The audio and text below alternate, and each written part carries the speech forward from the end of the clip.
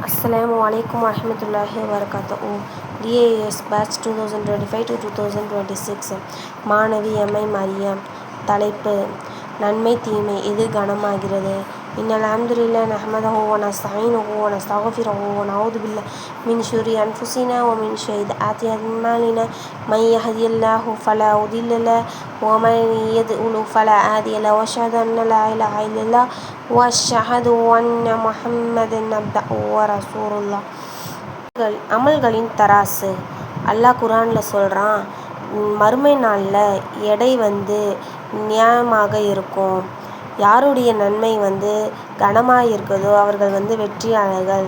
யாருடைய எடை லேசாக இருக்கிறதோ அவங்க தங்களை இழந்து விட்டார்கள் அப்படின்னு அல்லாஹ் 7வது அத்தியாயத்தில் 8வது வசனத்திலையும் 9வது வசனத்திலையும் அல்லாஹ் சொல்கிறான். இங்கே அல்லாஹ் தெளிவாக சொல்கின்றான்,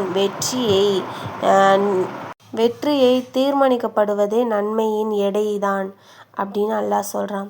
ஒரு சிறிய நன்மை நம்மளுடைய எடையை அதிகப்படுத்தும் அப்படின்னு சொல்கிறான்.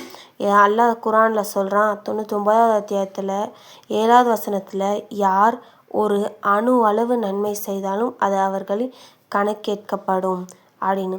ஒரு சின்ன உதவி, ஒரு நல்ல வார்த்தை, ஒரு சிரிப்பு அணு அளவு இருந்தாலும் அல்லாஹ்வின் தராசில் கனமாகும் அப்படின்னு.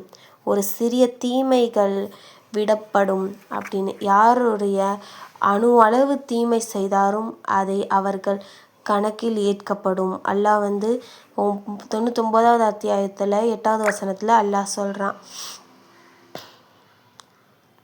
நபி ஸல்லல்லாஹு அலைஹி வஸல்லம் அவர்கள் கூறுறாங்க, யாருடைய நன்மை ஒருவர் நன்மை செய்தாலும் அது 10 மடங்கு முதல் 700 மடங்கு வரை நன்மையாக எழுதப்படும்.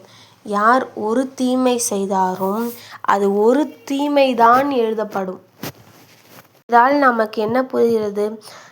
நன்மையை தான் அல்லாஹ் நிறைய செய்யணும் அப்படின்னு சொல்கிறான்.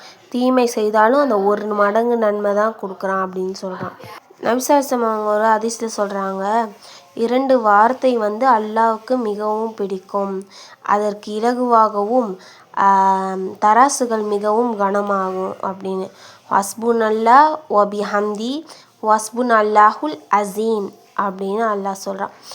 இந்த வார்த்தையை சொன்னால் உங்களுக்கு தராசு கனமாகும் அப்படின்னு. இதுலேயே நம்மளுக்கு என்ன தெரியும்? தீமைகள் லேசாக நம்ம நினச்சாலும் ஆனால் நன்மை நாம் தராசுகளில் கனமாகும். அல்லாஹ் நம்மை சிறிய நன்மைகளை மதிக்கின்றான். சிறிய தீமைகளுக்காக தான் நம்ம அவன்கிட்ட கண்ணியமாக நடங்கள், தௌபா செய்யுங்க அப்படின்னு அல்லாஹ் சொல்கிறான். என்கிட்ட தௌபா செய்யுங்க, நான் கண்ணியமானவன், நான் மன்னிக்கக்கூடியவன் அப்படின்னு அல்லாஹ் சொல்கிறான். இன்ஷா அல்லாஹ் நாம் அனைவரும் அல்லாஹ்விடம் தௌபா செய்வோம்.